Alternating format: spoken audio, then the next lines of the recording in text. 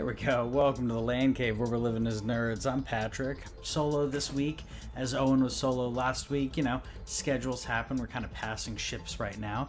Hopefully everyone can hear me okay. Looks like our audio is coming through all right. At least it looks all right to me. But let me know if we do have any issues being solo, running the ship, doing my thing. Was in Mexico last week. Wasn't able to do the show. Owen's out this week. But like I said, we're here.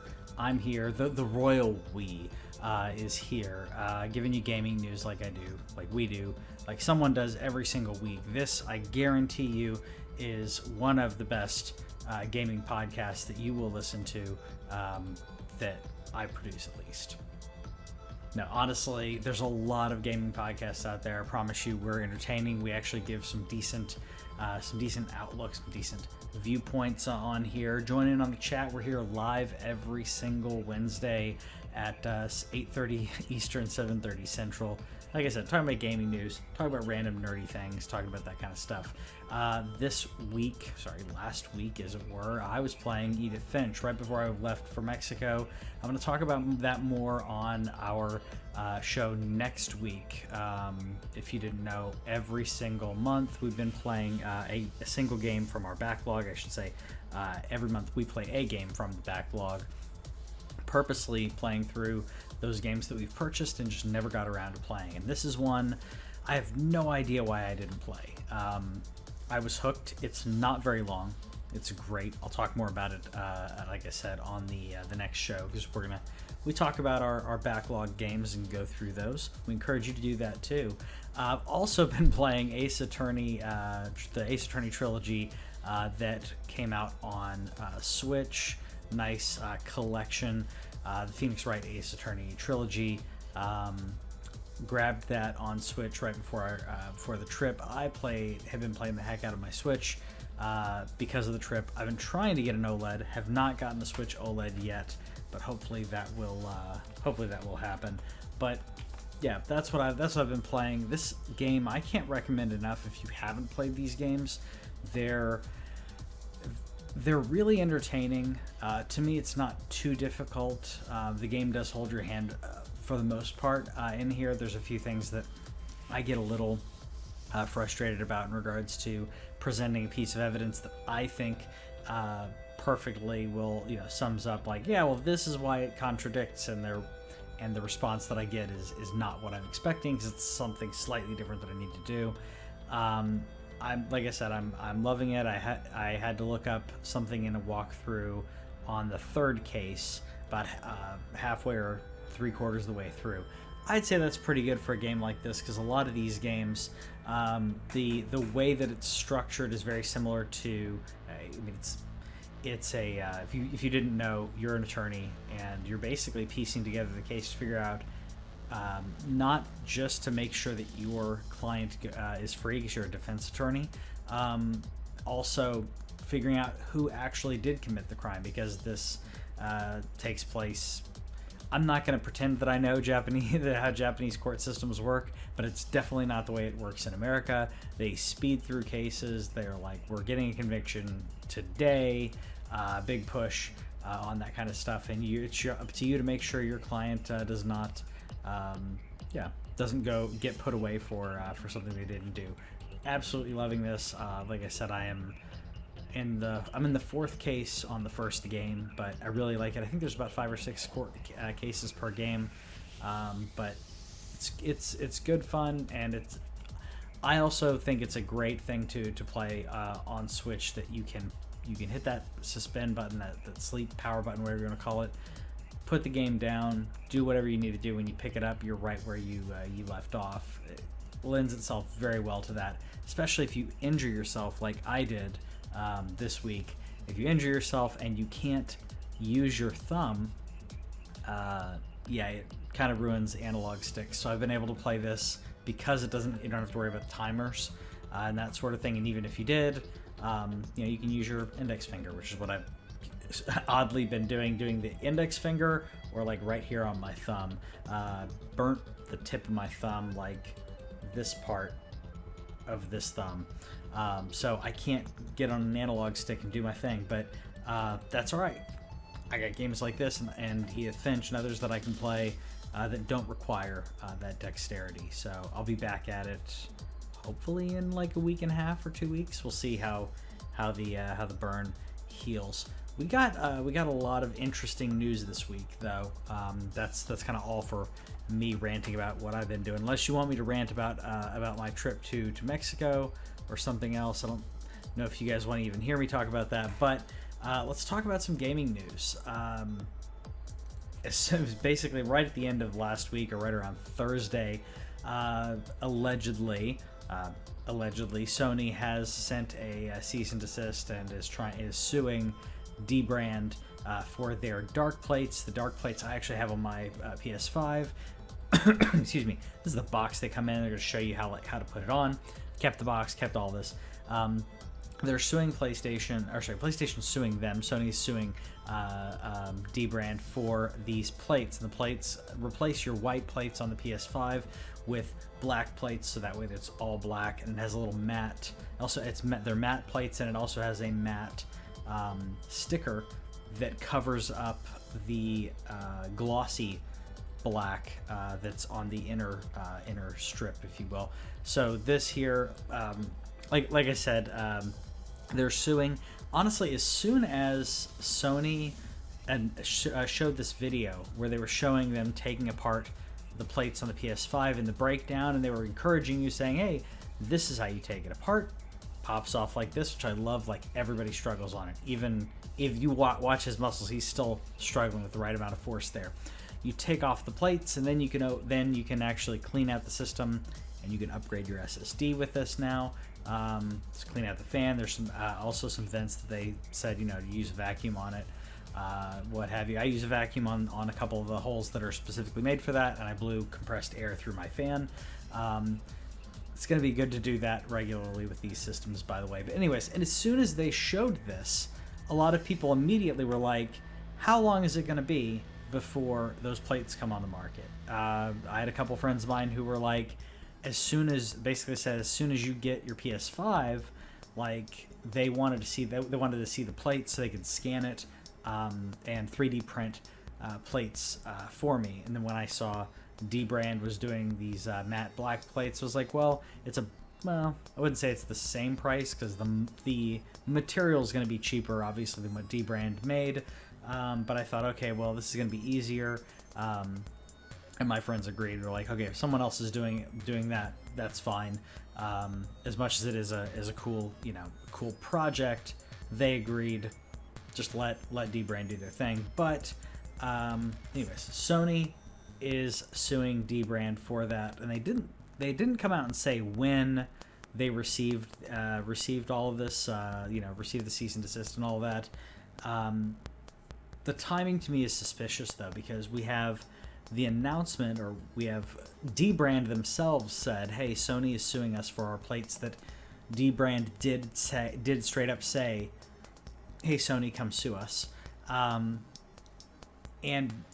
they announced that last Thursday, I want to say, Thursday or Friday.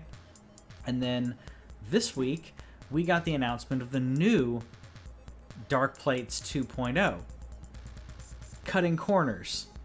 So they're thumbing the nose. A lot of snarky stuff on their website. Go check out their website, by the way, if you have not seen this. Very snarky stuff on it, and I kind of like it. 2.0, Darkplates 2.0, as you can see there.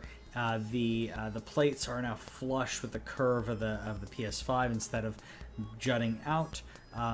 Aesthetic choice. I don't mind this. I don't mind this choice. I don't hate it. I don't love it. It's just okay. One thing I do like, though, is that they've added vents, which I think is really cool. I need to actually double check what side those vents are on. I'm assuming that they're on the correct side, meaning they're on the top. Some of the images that I saw looked a little weird, though, because when I looked at the image, it looked like they had the PS5 flipped. Also, we do have, by the way, multiple colors. They are called the Darkplates, but they come in a lot of different colors. So if you want to pick up Sorry, I'm double checking that dark plate right now. But if you wanted to pick it up in a different color, you can do that. There's also a light strip for the left and right. I believe that replaces your current light strip, if I'm not mistaken. I'm just double checking, by the way, on the website as I'm rambling to make sure that the vents that they're referring to. Ooh, I don't like that. Okay, so I did confirm, by the way. Should do a quick. Almost did like a screen share here, but I didn't have that ready. Darn, I need to have that ready. So the vents are on both sides. Okay. Vents are on both sides. That's fine. I was worried it was only on one side. So the vent, as you can see, boom, right here. There's a vent like that on both sides, so that'll pull in cooler air to then shoot the air out. So this will, like I said, additional air being pulled into the console, which isn't a bad idea. It is going to be additional cleaning. So for those of you who don't vacuum regularly, who don't dust regularly, I'm sorry. Also, I've seen a lot of people who not only is their apartment or house or whatever is not only is it messy, but they also smoke a lot, and 6-7 months in, 8 months in, I was seeing people opening up their PS5 for the first time, taking off the plates. It was just caked inside of there with grime and dirt and hair. So keep your house clean. I mean, if anything, that's what you can at least say to yourself when you're vacuuming, when you're cleaning. You're like, I'm extending the life of my consoles. I'm gonna be able to play use my electronics longer. As stupid as that sounds, if that's what you need to get motivated, get motivated. Changing gears, talking about getting motivated. I was motivated to play Fable, motivated to see some new Fable stuff. Xbox Game Studios Publishing tweeting out, we're excited to kick off something special tomorrow. This was last week, by the way. So that would have been... let me put that in front so I can actually see it. Because, of course, I can't see the date. Let me drag this up a little bit. Okay, October 17th. Okay, sorry. So that was Sunday. Talking about Monday and saying, hey, we're excited to kick off something special. And then they retweeted themselves saying, hey, we'd call it our Fable anniversary. That's already taken. And then the next day, so this is like drumming up something great when it comes to an announcement. The next day, later on that day, apologies, sorry for the confusion, we don't have any big name news tomorrow. That got a lot of people excited for a couple hours. Doesn't take a lot on the internet. As you can see there, the timestamps, you've got 8:56, and again, slide that up to, okay, so that's pretty much a day. That's pretty much a day. 10:43 to 8:56. You gave them 9 hours of time, 8.5 hours to get excited. That's enough. In my opinion, the internet moves quickly. There were articles posted about Fable getting an announcement or getting a tease or whatever it was. There were articles about it posted before this came out that then had to be retracted. That's how quick the internet moves. We're not in print media. This news comes out immediately. You tweet it, people are going to be on it. We're going to talk. So sad that there isn't any big game news. They didn't even have a trailer or anything to drop. I don't know what there could have been. There's, like I said, there's all kinds of speculation. The easy speculation on this was a tweet that was supposed to come out, and it was scheduled, and they either put the wrong date in or someone clicked it, or hit it early, whatever, as a mistake. But the fact that they replied, it shows there's more. I mean, I don't know. It doesn't say more to it. Maybe there's more automation that I'm familiar with that they're using, but it really, to me, shows more intent than the other stuff. But I want to see some Fable. I loved Fable. Fable's pretty good. Fable 2 is really good, and Fable 3 was but the Fable games continue to, at least they continued back in the day, to push the boundaries. It's kind of a joke about how many things are broken promises, this being another broken promise. Kind of sad that we got that, but I look forward to Fable. I enjoy the series. I think it's fun. It's lighthearted. Playing Fable co-op is really fun too. So I look forward to it, even though we got the retraction. I'm not mad. I'm gonna pivot to something though, because I'm not mad. But Elden Ring has been delayed for about a month. The new release date is 2/22, if I'm not mistaken. I'll double check that as I'm ranting, as I'm venting. Strange or funny enough, that's right after February. Sorry, that's February 25th. Okay, cool. So I got 5 days. I've got a wedding to attend in February, but thankfully this gives me some time. So February 25th is the new release date. But to sweeten the news, to make sure that you weren't too upset by the delay, they did announce, From Software did announce that, man, it's been a day. They did announce that there's a network test beta that you can sign up for, so it's a stress test for the network and all that, because they want to make sure that not only does the game run well, but they want to see what the servers run like with the decent server load of players. So you can sign up for this on the From Software site right now, on the Elden Ring site. I'll put that in the description of the video, by the way. You can sign up for the beta if you want to play. There are 5 dates that you'll be able to play this. For the network test starting on November 12th. I have all of them written down, but I believe it's the 12th. The first time slot being, Friday, November 12th. The first time slot being 6 a.m. Eastern, 3 a.m. Pacific. There are multiple, like I said, 5 time slots throughout the weekend. 2 on Friday, 1 on Saturday, 2 on Sunday, if I'm not mistaken. Go check the time slots. Adjust to your time zone. I plan on playing this game and streaming it if I can. Streaming it during each one of those time slots. I'm going to be recording my gameplay either way. Be recording myself playing either way to give that out. I haven't seen anything about an NDA and not streaming it, so I think we're gold on that. But yeah, I'll be streaming that November 12th, as long as I get in, because it is a closed network test. However, that usually, in my opinion on these, I think they're going to want a good amount of people to properly stress test the servers. We need to make sure that you can authenticate and log in, get a spot on the server, make sure that the game's, all that sort of thing on the back end, as well as make sure the game plays.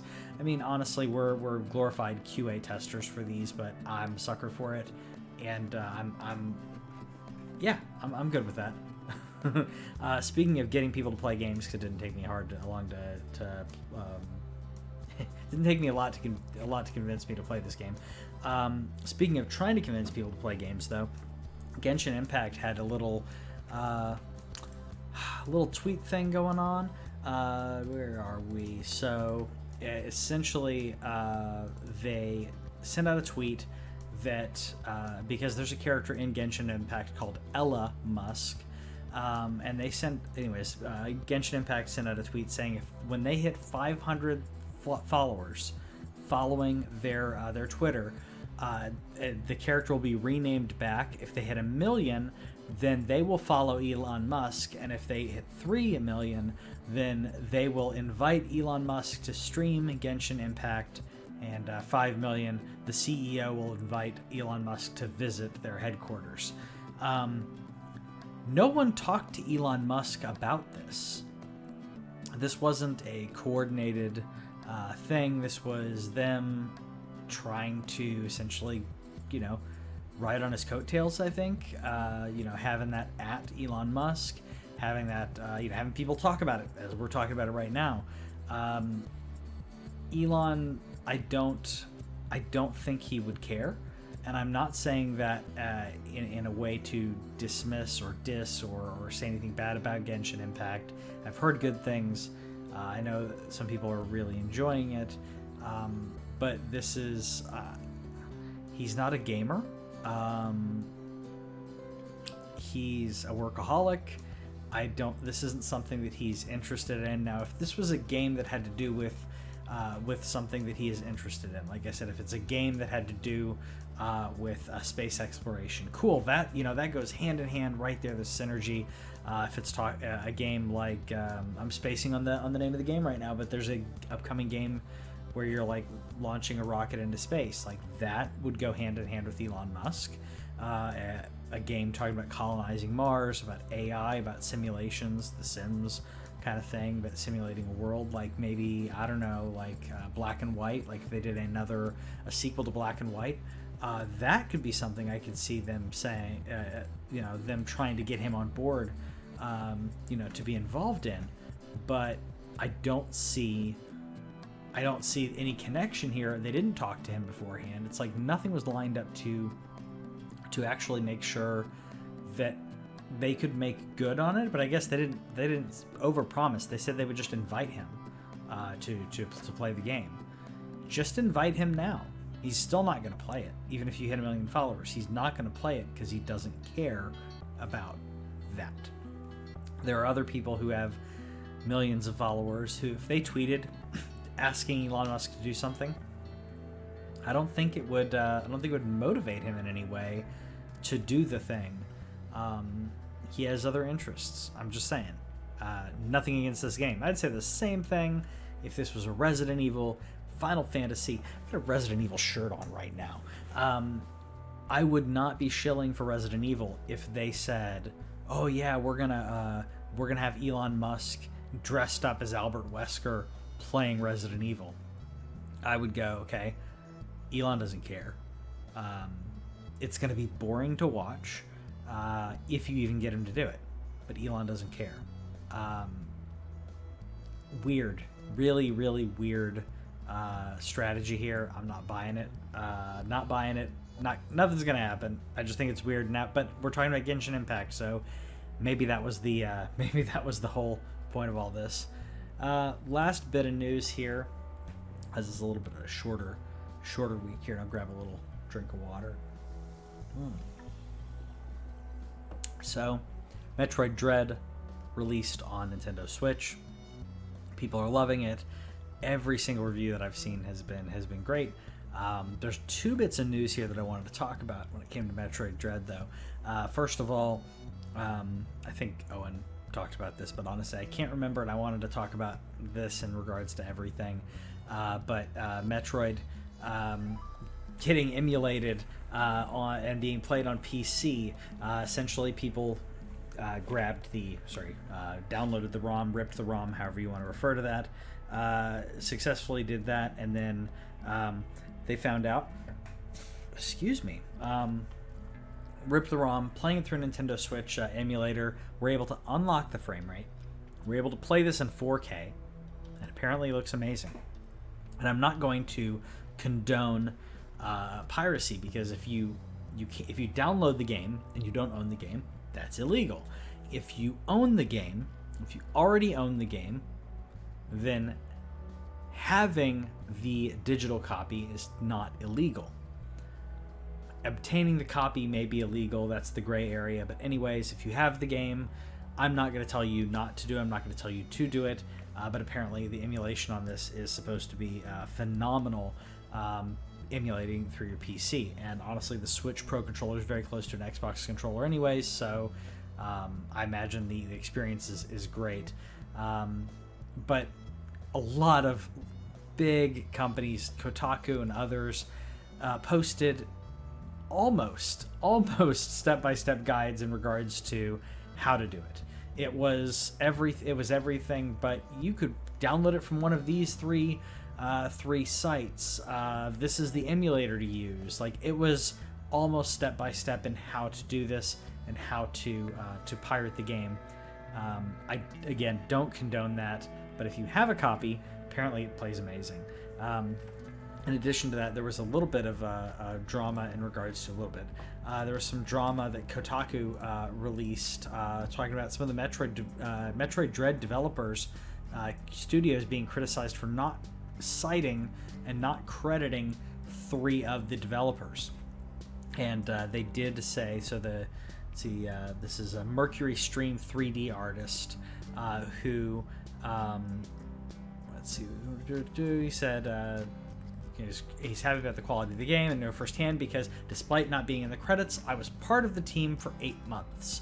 Now, the studio said that they don't credit people who were there for less than 25% of the development time, which means rough math.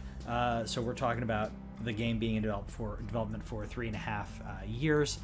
I don't think if you're developing for 8 months, if you're working on it, he's an artist. If your work is being for an 8-month period, I think you should get credit. I mean, anyone who does work in Hollywood, if you do work on the film set, if you are, I don't know, I don't pretend to know all of the rules, but you should get credit. Part of the reason for this, in my opinion, and looking at some of the credits that I've seen, he worked at the studio in 2019, 2 years prior to the game being released. So I guess he worked for 8 months, then left. I'm not going to say that this was out of spite that they didn't give him credit. It could be. I'm not going to speculate there. But I think everyone should get credit for the work that they do. The only thing that I can think of, the only reason that I could think of other than, out of spite, the only other reason I could think of not crediting a studio is if you're outsourcing certain, like a very small amount of work to polish. When it comes to artwork, I really think the artist should be credited there. When it comes to polish, fixing bugs, that sort of thing, when you're bringing in a team to assist at the very end, you bring in additional resources to make sure your team doesn't have to crunch. That's a different story, and that's what I thought could have been going on here. But looking at his time frame, he worked at 2019, so it was not during the last bit of of development on the game. So if they're doing it out of spite, of course I don't agree with that. But I think everyone, like I said, artists should get credit. If you're doing art in the game, they should get credit. If they're actually, if it says 3D artist, if he's a 3D artist, they should get credit. If it's someone who, like I said, we could split hairs in regards to what you're doing, but from an art perspective, you should get credit. From a writing perspective, you should get credit. There's no objection to that. There's some gray area when it comes to code.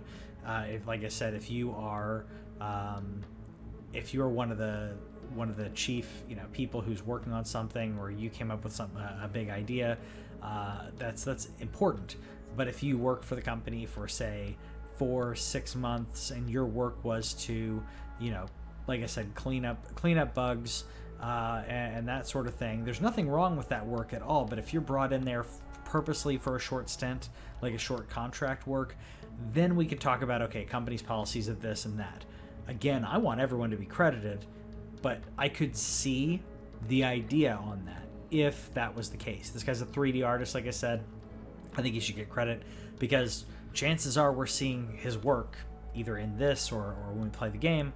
We're probably seeing his work like throughout the game, or at least in some parts of the game, unless he worked on it and then just bounced. Bounced, like, unless they scrapped what he did. I don't know. But then again, like I said, we're splitting hairs. What he did in the game may be, there may not be a ton of it in the game. Hopefully there's not audio playing here. Cool. Sorry, it scared me for a second. I had a page up that I wanted to get to be able to read some stuff, and I thought it was playing audio. But anyways, long story short, people should get credit for the work that they do, especially if their work is important and impactful.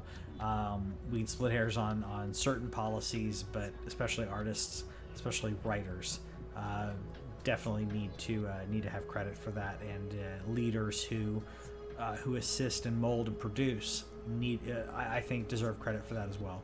But anyways, shorter news week this week, like I said. Oh, actually, you know what? Before we go, there's one more thing. Call it a PSA. Call it whatever you want, because I couldn't not mention this. Thought about not mentioning it, but almost not mentioned it. But we have a couple delays with Marvel, and I thought we should probably go over these real quick. Like I said, call it a PSA, call it whatever you want. But we have some delays for Marvel movies. Disney announced on Monday that they've revised their upcoming movies, and they've pushed back several movies. So the new release dates, for example, Doctor Strange: The Multiverse of Madness was supposed to come out March 25th, is now coming out May 6th. So we're bumping that 2.5 months. Thor: Love and Thunder is then being bumped to July 8th, and Black Panther: Wakanda Forever is coming out November 11th. And that's it for Marvel movies next year. It's sad to me because, like I said, it's bumping all of them. So then now we have Captain Marvel and Captain Marvel sequel, The Marvels, coming out February 17th, 2023. Ant-Man and the Wasp: Quantumania coming out July 28th. And then Guardians of the Galaxy has kept its May 5th, 2023 release date. So essentially the next year and a half has all been bumped and mashed up. Again, trying to make sure they can get butts in seats for these movies. They expect a lot of people to see Doctor Strange. Hopefully, Eternals is a big hit as well. But I think that's what they're doing. They're bumping it. They said they were going to wait to see how Eternals did, but apparently they're having preemptive... either it's a preemptive move or they didn't like the international release because Eternals is already released in other parts of the world, which really bothers me. For example, Dune released like almost a month ago in Europe and China, and we get to see it on Friday. I'm seeing it on Saturday, by the way, but it irritates me because I know they're trying to get that international money. I understand that aspect of it, but it really irritates me that they release in so many other markets and they don't release here when it is an American company that made it, and America accounts for almost as much as, depending on the movie, depending on the demographic, America can count for as much as the rest of the world, unless China does well, and then it's a different story. But maybe that's part of the case here. Like I said, Dune has been doing very well overseas. Hopefully it'll do well here as well. But all the Marvel movies, again, being postponed because of COVID, because we're not getting the box office numbers that they want. And they want to make sure that when Doctor Strange comes out, they can milk it for all that they can. And they're going to do the same for Thor. Hopefully this is it for the delays. Hopefully we get everything sorted out and we don't have to keep announcing these sorts of things, at least for Marvel. And at least this doesn't delay, at least that we've heard, Book of Boba Fett that's coming out in December or anything else. So hopefully that doesn't ruin your day, ruin your morning, or what have you, and hearing about those delays. I hope you enjoyed this podcast. Do follow us on Facebook, YouTube, Twitter, all those places. Come hang out with us. Like I said, we talk gaming. If you want to jump into the chat while we're doing the show, we'll probably give you a shout out. We may talk about the thing that you want us to talk about. You can probably derail us in regards to our thought process or the conversation pretty easily. So jump on into the comments, hang out with us, follow, subscribe, all that stuff that people annoyingly ask people to do. If you're a podcast listener, we love our podcast listeners, and we love hearing from you because it gets a little quieter on that end of the spectrum when people aren't watching live on Twitch and Facebook and YouTube and all that, or watching the videos afterwards. It's a little quiet, so come message us on Facebook, on YouTube, all that thing. Message us, let us know what you like about the podcast. Go give us a follow, even if you don't like watching stuff on YouTube, and go give us a like and a follow to support us if you're liking what we're doing. And if you don't like what we're doing, let us know what you think we could do better, and we may do some of it. We'll definitely read them. See you guys later.